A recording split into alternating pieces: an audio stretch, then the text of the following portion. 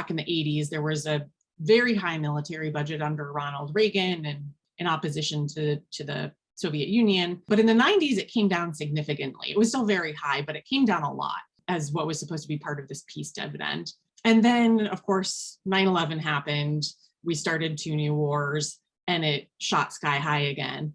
And then what happened is that those wars peaked, in the late aughts.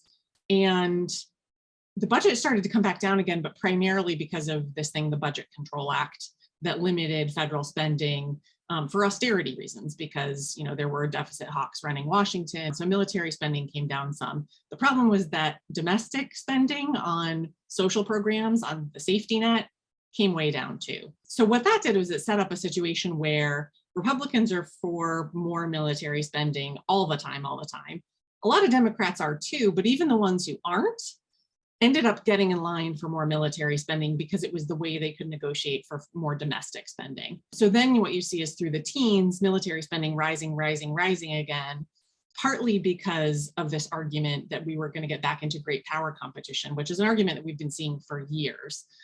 Certainly right now it's going to come to a head and is getting a lot of attention, but that argument is not new. That argument's been with us for a long time.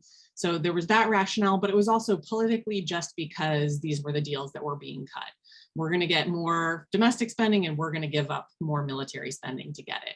So that's how we kind of ended up at the huge military budget we had a couple of years ago. The last Trump budget was $740 billion for a military budget, but now we've gone way beyond that. Biden added to that in his first budget request. And then Congress added to that.